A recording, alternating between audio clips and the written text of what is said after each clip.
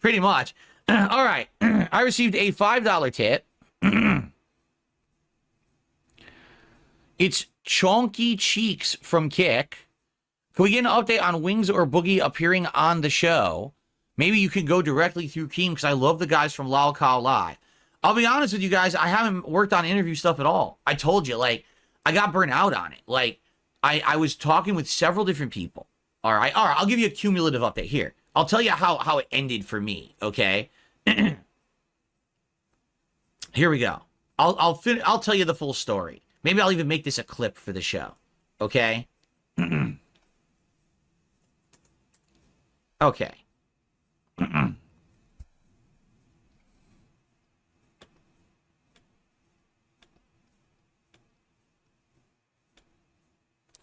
All right, I'm gonna do a clip because this is the God's honest truth, and a lot of people don't know this, so I just want to make this known. And by the way, don't worry, I'm not gonna blow up anyone's spot or anything here because some people might be like, "Whoa, he's gonna say something? Oh, I didn't say he could talk about that." Well, don't worry, I'm not gonna drop any names or anything. Okay, so where are we at? We're on 40 minutes in. Okay. All right, so ladies and gentlemen, people have been asking me recently what happened in regards to you doing interviews on the Level 1 podcast, right? And other topics like that. Like, you seem to have gone back to you're doing a lot of gameplay now. You're not necessarily doing some of the content like you said you had been interested in doing. I just got asked on stream, what's the status of doing an interview with Wings of Redemption? What's the status of doing an interview with Boogie? We'd like to see those interviews, even if it means going through Keemstar to get them going, right? Okay, here's the deal. So basically, I put a heck of a lot of work in the months of August and September and the first half of October into trying to schedule and even wrangle people to be interviews for this show, okay? It's shown that when you get interviewed on this show, there's good viewership, right? Like, we get thousands of viewers for those interviews, and they get good viewership as well on the channel, and a ton of people clip them and talk about them. So it gets you good notoriety. It gets a buzz going in the online community when I have people interviewed on this show. But the thing is, it takes a hell of a lot of work to make it happen. And sadly, because of who I am, people just don't make themselves available as if I were someone else. Allow me to explain, right? As you know, for the greater part of a decade, I have had haters, trolls, detractors, whatever you want to call them, who harass everyone associated with me on the internet. Like, completely, right? And so, when you are going to appear on this show as a guest for an interview, you have to understand the amazing amount of harassment you might receive as a result. No exaggeration, every single person, the 4 people in a row that I interviewed on this show, all received mass harassment from my detractors. They all were contacted and thrown, "Oh, you got to talk about this topic. You better fucking talk to Phil about this. You better do this. Why didn't you do this? How dare you do this and this and this and this?" It's like, what the fuck? All they want to do is come on the show and talk with me in an interview. And it could be about any topic. You know, each person was unique. Keemstar, Stuttering Craig, June the King, and then Tolomeo. All were 4 completely different people with different topics to discuss, correct? I didn't even know how some of the interviews were going to go when they went down. It could have went different directions, right? But the problem is when you are now going to appear on the show and you know that now this means weeks of systematic harassment. They're going to come to your content and streams. They're going to come to your forums. They're going to come to your Discord. They're going to go to your social media. And these morons, these mouth-drooling idiots are going to come harass the shit out of you. That scares a lot of people, all right? At first, I had a few people who were very interested to do an interview. And then they basically saw how the other interviews went down and the level of harassment that some of these people went through and said, I don't want to deal with that. I had people lined up for it, and then they backed out. Okay? Now, in the regards of people who are not necessarily involved with internet drama, there's 2 particular people, okay, who I've actually wanted to do like an interview with for many, many years, one of which I really, really respect, okay? Someone who I've known for a long time. Someone who I feel like if we sat down and we had a candid interview about certain topics, it could actually blow up in regards to the internet talking about various things, okay? Because I don't think anyone's ever had these discussions before. That's all I'm going to say. I don't want to, I don't want to blow up anyone's spot or whatever, okay? So I'm talking with this particular person for months, all right, about this and how it would go down and everything. And basically what keeps happening is this person, again, they don't understand the internet hate against me. They don't understand how the detractors were. They just keep hearing new things, new toxic things about me every week from fucking detractors and shit, right? So one week it's this, oh, Phil did this, and the next week it's Phil did that, and next week it's Phil did this, and next week it's Phil did that. And it's none of it's true. Like literally, it couldn't be further from the truth. For example, one of the things that scared them off was over a month ago on my React show, DSP versus the internet, there was a clip. Someone had submitted it, and it was a VTuber, all right? And I guess this VTuber was playing Street Fighter 6, and another VTuber matched up with them, and they're playing them, and they're freaking out. Now, I don't even understand the context of the clip, and my chat's trying to explain to me, I guess both of these VTubers had been in like a tournament or something, and so for them to play and match up randomly was incredibly rare luck that this ever would happen. So that's why the VTuber's freaking out. I said, all right, this is kind of interesting. I'll watch. I'll see if they're any good. I'll commentate. And I'm watching it, and I watch a couple minutes of the clip. But this VTuber just keeps screaming at the top of their lungs. And it's grating. Imagine if the whole podcast was this. And I didn't have a voice limiter on. Imagine if it was just screaming, screeching. Okay? So after watching this for like 2 minutes, I was like, guys, I'm sorry. I literally can't keep watching this clip. It's actually giving me a headache. Like, it's bothering me. I'm not trying to insult the person. Just they talk so high pitched and so loud, constantly screaming, that it's actually hurting my head. And I want to just move on to the next clip. Okay? And that was literally it. Like, that was literally 100% it. My detractors took that clip and started spreading it all over the internet saying, DSP hates VTubers. Here's him being totally bigoted and prejudiced against VTubers. And it's not what happened at all. It could have been any clip I was watching and someone was screaming at the top of their lungs and it hurt my ears. I would have said the same thing. It didn't matter that it was a VTuber. It doesn't matter if it's a male or a female or somewhere in between. It doesn't matter what the color or race or creed or whatever. It could have been any single thing. If it's that high-pitched of a sound, it's going to hurt my head, and I don't want to watch the clip. I'm going to move on to the next, and I have the right to do that. It's my React show, right? I don't have to sit there and torture my fucking self with a clip. If it's so loud, it hurts me. So I'm not kidding you. This person says to me, who I've been trying to get on an interview for months. So I heard now that you're saying awful things about VTubers, and I don't understand why, I don't know why would I want to do an interview with you? You're just someone who's trying to cause problems and stuff. I was like, what are you talking about? Did you even see the clip? Do you even know what happened?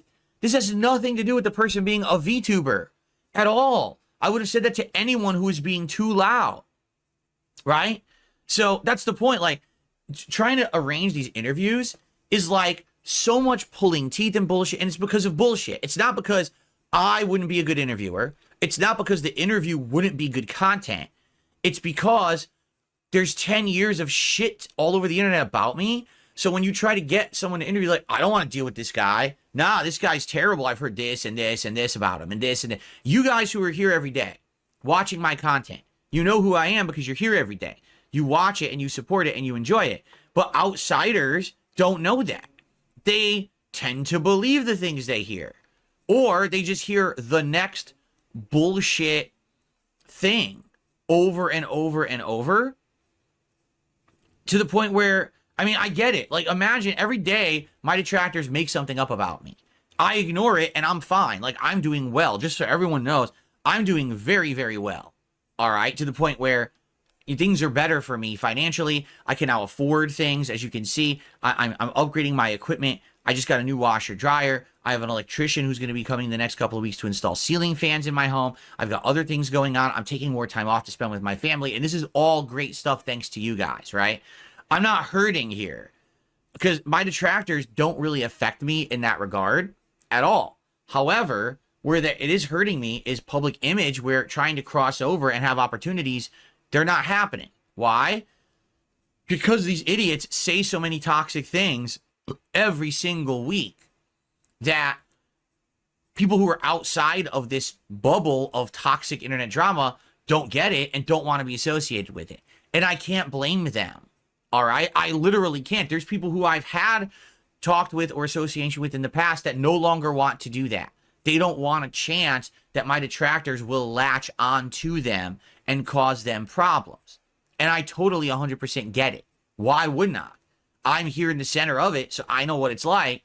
I could just imagine what it would be like if you have your own thing going on, your own life, your own business, your own internet thing, and now all of a sudden my detractors are going to start coming after you. You wouldn't want to do that, right? So, yeah, it's pretty fucked up. You know, I was working my ass off trying to get interviews every night after work. You know, after my wife went to bed, I was there messaging people behind the scenes. Hey, let's do this, let's do that. Here's how we'll make it work. Let's get a schedule going. Let's do this. It was a nightmare. And then, again, the straw that really broke the camel's back was last month with Boogie, where I'm working with this guy for weeks and weeks to do this interview, and he's just not working with me. I need him to simply tell me the date and time. I need him to simply tell me his Discord so I can send him an invite. I need him to accept my invite request. And it's like insane amounts of work to get this guy to even fucking respond, right? Now, Wings has outright told me he wants to do the interview. 100%. He wants to do it. But he said that he would, because of everything going on last month with the surgery and everything, that he was going to get back to me on when he's ready. He hasn't yet. So maybe he never will. Maybe I need to go after him, right? But to be honest, I just haven't worked on it, nor have I really cared. Being completely transparent with all of you, I just don't really care right now. I'd much rather focus on my content. Let's make my content better. Let's find games people want to see, right?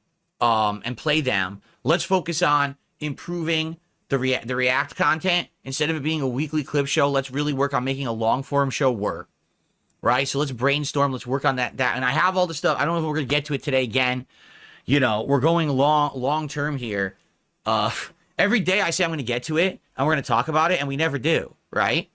So we'll see. Let's see what happens. But basically, the way I see it is I think eventually I will get back to interviews when I feel like it.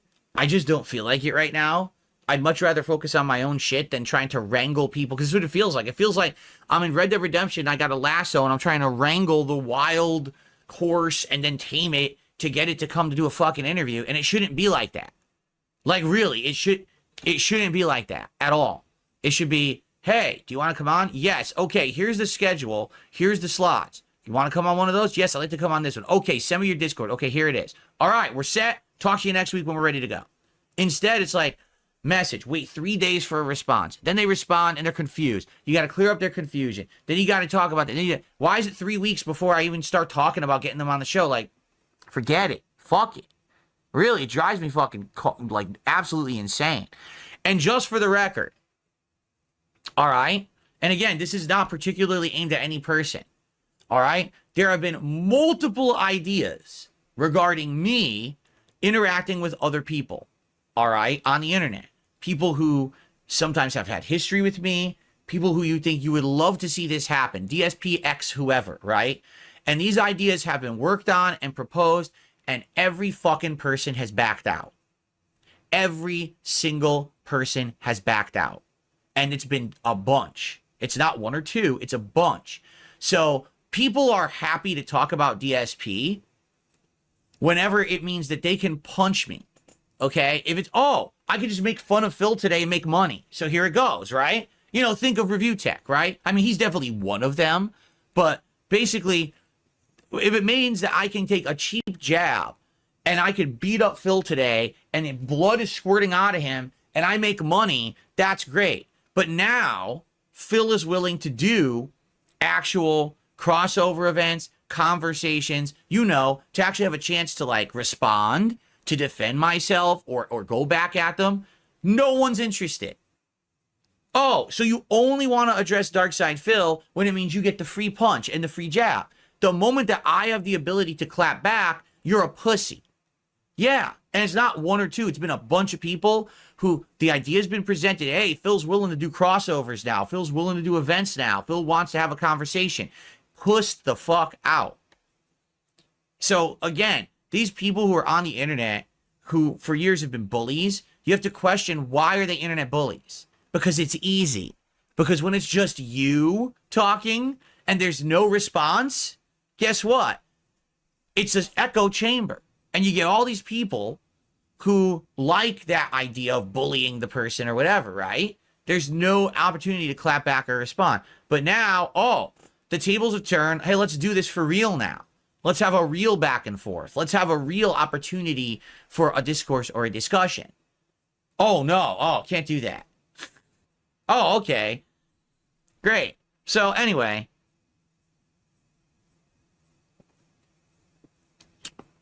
that's why. If you're wondering. And by the way, no, again, I just want to make this clear. It's not directed at any one particular person or whatever, because you know people will make shit up. I have not said a single word. I have not blown up anyone's spot. I have not done that. But I know people are questioning me now. Phil, it's almost mid-November.